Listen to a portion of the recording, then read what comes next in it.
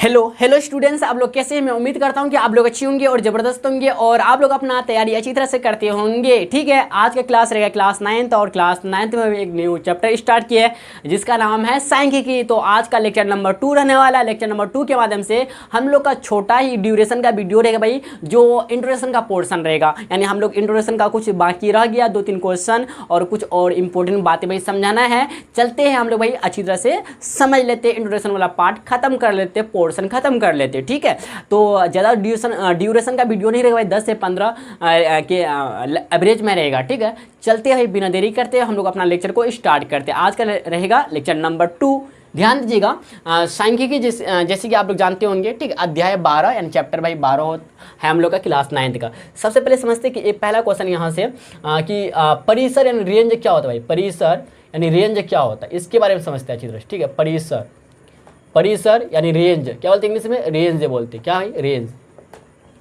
किसी आंकड़े के, ध्यान दें, किसी आंकड़े भाई आपको हम प्रीवियस लेक्चर में बता देते हैं। प्रीवियस लेक्चर में भाई ज़रूरी है बताना, ध्यान दीजिएगा कि प्रीवियस लेक्चर में आपको भाई हम बताए थे कि सांख्यिकी क्या होता है, इसका एग्जाम्पल करवाए थे। ठीक है, और सांख्यिकी का उपयोग नहीं बताए थे, बट अभी बताएंगे आपको इस वीडियो के माध्यम से। ठीक है, और सांख्यिकी में बताया था आपको, हाँ, सांख्यिकी का व्युत्पत्ति कहाँ से होता है, सांख्यिकी शब्द कहाँ से आया, फिर डेटा के बारे में बताए थे। डेटा यानी आंकड़े क्या होता है, समझेंगे? समझे यहाँ तक समझिए बात को। फिर डेटा के बारे में अच्छी तरह से भाई समझाया, डेटा कितने टाइप्स के होते हैं इसके बारे में समझाए थे। मतलब इसमें और 2-3 बातें हैं जो अभी याद नहीं है फिलहाल। ठीक, इतना सारे बातें आपको बताए थे भाई इसमें। ठीक है, अब चलते हैं हम लोग भाई इस वीडियो के माध्यम से अगर देखना चाहे तो परिसर के बारे में समझेंगे।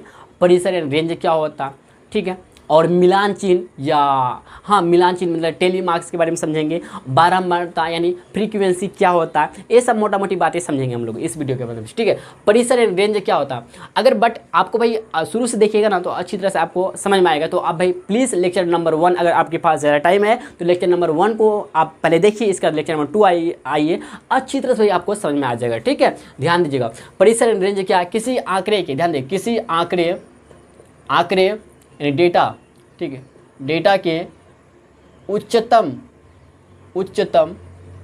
मान का मतलब समझते हैं क्या? मैक्सिमम क्या भाई? Maximum value. ठीक है, मैक्सिमम वैल्यू तथा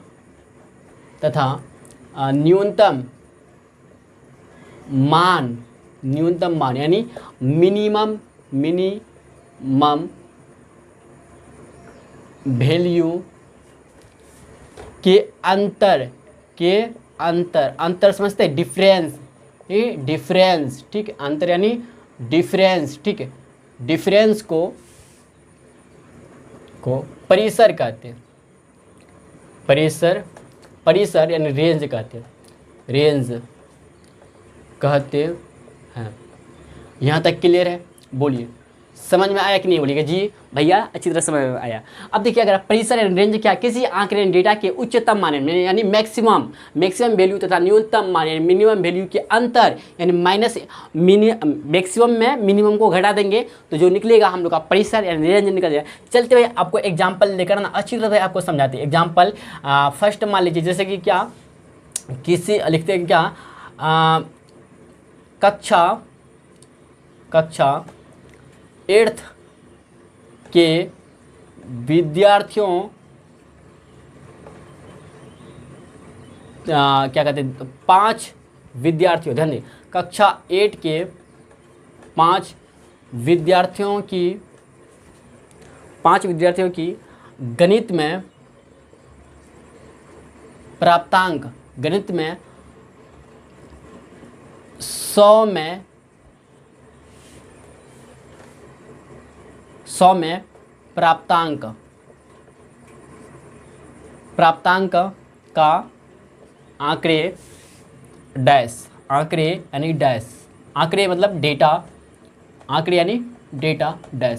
समझे? कक्षा 8th के 5 विद्यार्थियों की गणित में 100 में प्राप्तांक का आंकड़े यानी डेटा डैश। देखिए 100 में यानी 100 नंबर का एग्जाम होता है क्या है सेम से क्या आता है 100 एग्जाम में ना 100 मार्क्स का एग्जाम में प्राप्तांक 100 अंक 100 में प्राप्तांक का आंकड़े डेटा आपको भाई दे रखा है कुछ इस टाइप का। मान लेते हैं क्या भाई, ध्यान दीजिएगा, जैसे कि ध्यान दीजिएगा कक्षा 8 के बारे में बोल रहा है, 8th, ठीक है, ध्यान दीजिएगा, जैसे कि है 10, 20, ठीक है, 30, 40, 50, 2, 4, 5, हाँ हो गया 5, ठीक है। ये पाँचों विद्यार्थी का, ये जो है ना भाई पाँचों विद्यार्थी का क्या है 100 में इतना मार्क्स आया है। पहला विद्यार्थी का 10, दूसरा 20, तीसरा 30, चौथा 40, पाँचवा 50 का, ठीक, इस तरह से समझे बात को। ये जो हम लोग का कुल जो कहलाएगा, ये जो मिलके कहलाएगा क्या कहलाएगा, डेटा कहलाएगा, क्या भाई, डेटा कहलाएगा, यानी आंकड़ा कहलाएगा, डेटा यानी आंकड़े कहलाएगा। अब अगर मैं इसमें बोलूँ भाई क्या, ध्यान देखिए क्या भाई क्या कह रहा था कि किसी आंकड़े के उच्चतम मान मैक्सिमम, तो ये मैक्सिमम वैल्यू तथा न्यूनतम मान के अंतर, अच्छा ये हो जाएगा भाई न्यूनतम मान हो जाएगा, मतलब कम से कम है ना। ध्यान देगा, अगर अब मैं बोलूँ 10 से 50 के बीच में, 10 बड़ा कि 50, बोले जी भैया 10 छोटा है 50 बड़ा, तो न्यूनतम हो जाएगा क्या भाई, मिनिमम हो जाएगा, क्या भाई मिनिमम वैल्यू हो जाएगा इस आंकड़े का, क्या बोलते हैं, ये हो जाएगा मैक्सिमम होगा कि नहीं, बोलिए जी भाई आराम से, ये हो जाए क्या भाई मैक्सिमम। लेकिन एक बात याद रखना होगा आपको, मैक्सिमम वैल्यू हो जाए, एक बात याद रखना क्या होगी कि आपको डेटा को जो अरेंज करना है ना, यानी सजाना जो है आपको है, तो आपको ना क्रम से सजाना है, असेंडिंग ऑर्डर या फिर डिसेंडिंग ऑर्डर। अब भाई इसका मतलब नहीं समझिए, असेंडिंग ऑर्डर मतलब आरोही क्रम या बढ़ती क्रम, असेंडिंग ऑर्डर, ठीक है। असेंडिंग ऑर्डर एक्चुअली हमको लिखना था ऑर्डर, ठीक है। डिसेंडिंग ऑर्डर का मतलब हुआ घटते क्रम, ठीक है। तो मैं बोलूँ कि जो भाई हम लोग क्रम लिखते हैं, कौन सा क्रम बताइए, असेंडिंग ऑर्डर, मतलब छोटा से बड़ा हो रहा जी, तो असेंडिंग डिसेंडिंग ऑर्डर आप भाई अच्छी तरह जानते होंगे, घटते क्रम, या फिर इसी को बढ़ते क्या कहते हैं, अवरोही क्रम, इंग्लिश में दूसरा नाम में भी होता है डिक्रीजिंग ऑर्डर, इसको बोलते हैं इंक्रीजिंग ऑर्डर पहला वाले को, ठीक है। तो मिनिमम वैल्यू कितना है 10, तो मिनिमम वैल्यू कितना भाई 10 आया, और मैक्सिमम वैल्यू कितना है बताइए 50 है ना। तो अगर इस डेटा का हमको परिसर निकालना यानी रेंज निकालना है, परिसर यानी रेंज निकालना, अच्छा रेंज का फार्मूला यहाँ से तब क्या निकला बताइए, यहाँ से भाई रेंज का फार्मूला निकला, परिसर का फार्मूला जो निकला, फार्मूला पहले लिख दे, परिसर बराबर क्या, न्यूनतम मान माइनस क्या भाई, अच्छा न्यूनतम मान नहीं मैक्सिमम मान यानी उच्चतम मान, क्योंकि 12 में छोटा करता ना, उच्चतम मान, अच्छा कहाँ भाई जगह, यहाँ पे लिख दे, ठीक है। ध्यान देगा, अगर परिसर के बारे में बोलेंगे तब इससे हमको भाई निकल के आया ना, फार्मूला हम लिख दे, परिसर बराबर है क्या है भाई, परिसर यानी रेंज जो बराबर आया क्या होता है ये, उच्चतम मान माइनस निम्नतम मान, यानी मैं बोलूँ परिसर यानी रेंज बराबर, जो फार्मूला यहाँ से मिला भाई रेंज, ये हमको निकला फार्मूला, परिसर बराबर क्या होता है निकाला भाई, उच्चतम मान माइनस न्यूनतम मान, समझे कि नहीं समझिए। आप ध्यान दीजिएगा, रेंज बराबर उच्चतम मान को हम लिखेंगे क्या, मिनिमम के मैक्सिमम, बताइए maximum value minus minimum value, समझे आपको यहाँ तक क्लियर है कि नहीं, बोलिए जी भैया क्लियर है, समझ गया अच्छी तरह से, ठीक है, समझ गए, ठीक है। आप इंग्लिश वाला याद रखें या हिंदी वाला याद रखें। तो अगर मैं परिसर निकल रेंज निकाले इसका, ठीक, इस डेटा का, तो मिनिमम, अच्छा मैक्सिमम कितना 50 है ना, उच्चतम कितना है वैल्यू बताइए, मैक्सिमम जो है वैल्यू, मैक्सिमम फार्मूला लगा देंगे हम लोग, ठीक है, मैक्सिमम क्या हो रहा है भाई, मैक्सिमम माइनस मिनिमम, तो मैक्सिमम कितना बताइए 50 है, माइनस मिनिमम कितना 10 है, तो बराबर कितना 40 है। तो परिसर यानी रेंज निकला भाई कितना निकला बताइए, रेंज यानी परिसर जो निकला भाई कितना 40 निकला, कितना ही 40 निकला, इस डेटा का रेंज यानी परिसर निकला कितना 40 निकला है। तो इस तरह से आप निकाल सकते किसी भी डेटा का भाई परिसर यानी रेंज निकाल सकते। तो आपको सबसे बड़ा लिखना है, फिर सबसे छोटा में घटा देना है, जो निकलेगा वही परिसर यानी रेंज निकलेगा। इतना तो भाई आप लोग क्लियर है, अच्छी तरह से समझ गए, छोटा बच्चा भी समझ लेगा क्या, अरे फिर भी क्लास 9th में, क्या बोलते हो, इतना समझ गए अच्छी तरह से। लेकिन हाँ आपको याद रखना कि जो क्रम आपको सजाना है, जो भी डेटा का क्रम होना चाहिए, आरोही क्रम में या फिर अवरोही क्रम में होना चाहिए, ठीक है, आरोही या अवरोही, इस तरह से रहेगा ना तो आपको अच्छा जल्दी आपको आसानी होगा, गड़बड़ नहीं होने का चांस रहेगा। ठीक है, इतना समझ गए। आप चलते परिसर समझ गए अच्छी तरह से, समझ गए ना। अब चलते आगे, फटाफट यहाँ तक नोट डाउन कीजिए। ठीक है, आप चलते भाई ध्यान दीजिएगा। और एक इम्पोर्टेंट बात यह है, आंकड़ों का संग्रह, आंकड़ों का संग्रह। ठीक है, आंकड़ों का संग्रह, कलेक्शन ऑफ, इंग्लिश में क्या है, collection of data, of data. Data क्या होता है, किसी विषय से, किसी विषय यानी सब्जेक्ट, विषय यानी भाई क्या, सब्जेक्ट, विषय यानी सब्जेक्ट से संबंधित, क्या ही, से संबंधित आंकड़े को,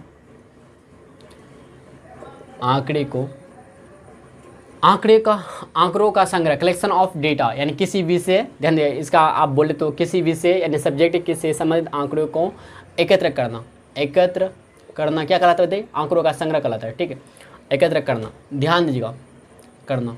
ठीक है, तो अब चलते हैं मिलान चिन्ह, ध्यान दिए भाई, मिलान चिन्ह, इसके बारे में समझते हैं। मिलान चिन्ह क्या होता है, मिलान चिन्ह,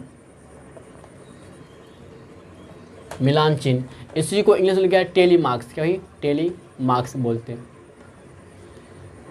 या आप इसी को भाई गिनती के निशान बोल सकते हैं, गिनती के निशान, गिनती के निशान अगर बोलना चाहे तो बोल सकते हैं। ठीक है, गिनती के निशान।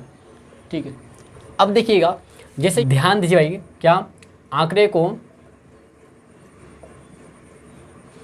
गिनने के लिए यानी काउंटिंग कर लिए, गिनने के लिए 1 ऐसे, 1 2 इस तरह से, फिर 4 को ऐसे, 5 को में ध्यान दीजिए क्या करेंगे, 4 को खींच के 5 पर लिखने के लिए हमको एक तिरछा लाइन ऐसे खींचेंगे, ऐसे 5 हो गया। अगर मान लेते 6 लिखना है भाई, किस तरह से होता है, 1 2 3 4 लिखे 5, फिर एक यहाँ पे खींचेंगे 6। फिर अगर 7 लिखना है तो, 7 लिखना है तो क्या लिखना है, ये 5 हो गया, 2 4 1 5 हो गया 5, फिर 2 ऐसे खींच लेंगे। समझे बात को, यहाँ तक समझे कि नहीं समझे, समझे भैया, कोई दिक्कत है बताइए, नहीं ना। अब देखिए, अगर मान लेते कि हमको 6 खींचना है, ध्यान दिए, अगर हमको 6 खींचना है, अच्छा इधर 5 7 हो गया इधर ना, 2 2 4 1 5 6। अगर मान लेते कि 8 खींचना है हमको, तो 4 1 5, फिर 1 2 3 खींच लेंगे, 5 3 8। इस तरह से हम लोग ना टेली मार्क्स का उपयोग करते हैं। जैसे मान लेते कि किसी भी कक्षा का विद्यार्थी की संख्या इतना देर का था, और बारंबारता, यहाँ पे बारंबारता मतलब समझे ना, 12 मतलब फ्रीक्वेंसी बाद में बताएंगे, फिलहाल आप इतना समझिए, जैसे कि 2 है, 4 है, 6 है, 8 है, 9 है, 10 है, इसको भाई टेली मार्क्स में हमको सजाना है, टेली मार्क्स में मिलान करना हमको। तो किस तरह से लिखेंगे, ध्यान दिया, किस तरह से भाई लिखेंगे, इसमें बताइए, किस में लिखना बताइए, टेली मार्क्स में, यानी मिलान चिन्ह में लिखना है। तो किस तरह से लिखेंगे, ध्यान, 2 को ऐसे लिख देंगे, 4 को बस सिंपल तरीका से, 5 को ध्यान दीजिए, 5 को ऐसे लिख देंगे, बट यहाँ पे 6 है तो एक यहाँ पे खींच लेंगे इस तरह से, 8 है तो 5 को ऐसे मतलब 5 को बनाएंगे, 5 का 3 ऐसे खींच लेंगे, 5 3 8, फिर 9 है, 2 4 5 हो गया, 5 4 9 इस तरह से। अब 10 है तो 1 2 3 4 5 हुआ, फिर 1 2 3 4 इसका 5, इस तरह से। समझे बात को, इस तरह से भाई टेली मार्क्स को हम लोग क्या करते हैं, समझे, इस तरह से भाई टेली मार्क्स को लिखते हैं। बात को समझे आता है, क्लियर है, समझ गए होंगे।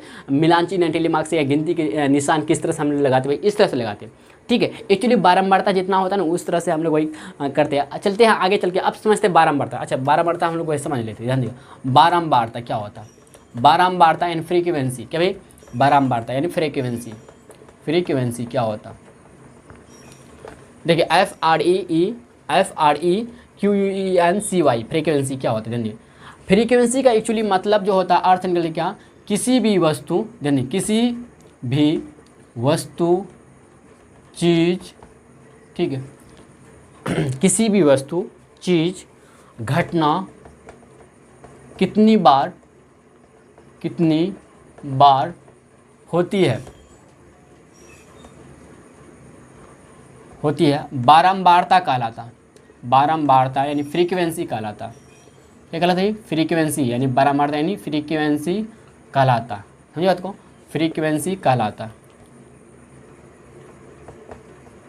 ठीक है, कहलाता है।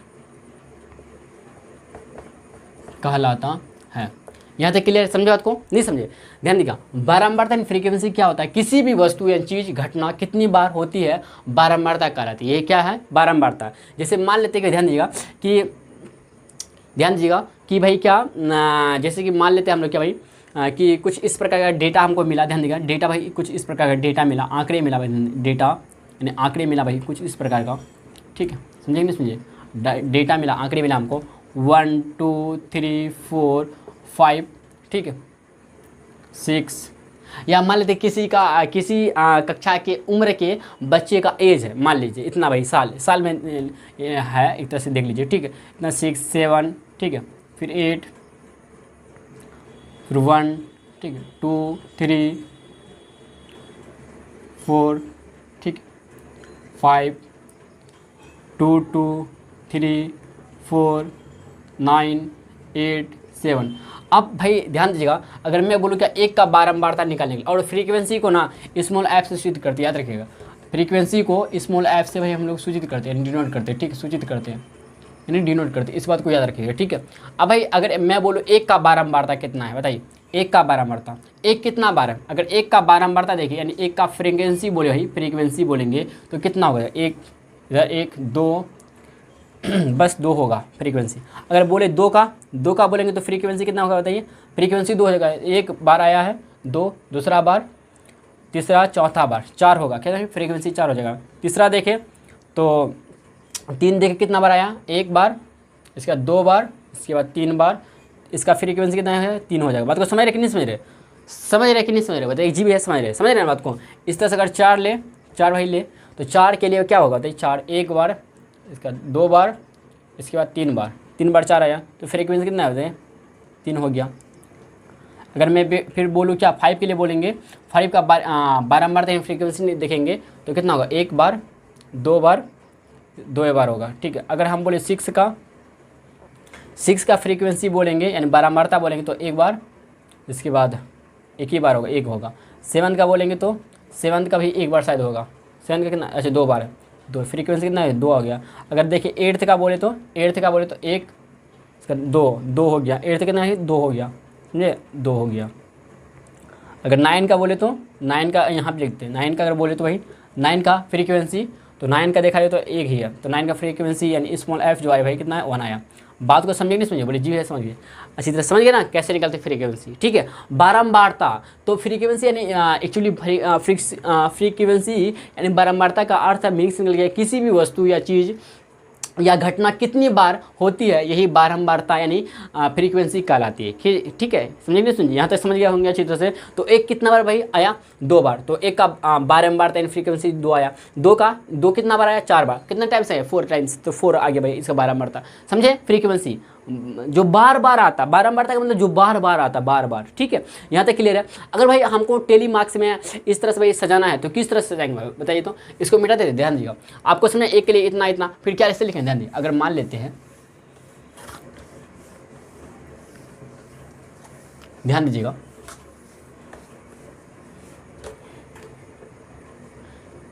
इधर देखिए कुछ इस प्रकार का क्या मान ले बताइए, यहाँ पे हम लोग मान ले क्या मार्क्स मान ले क्या जाए, इसको क्या माने बताइए, आयु मान ले, एज, हाँ क्या मान लेते बताइए, हम लोग इसको क्या मानेंगे, डेटा यानी आंकड़े मान लेते हैं, किसी भी चीज़ का आंकड़े हो जाएगा, ठीक है, हम डिफाइन नहीं करते, आंकड़े मान लेते हैं, ठीक है।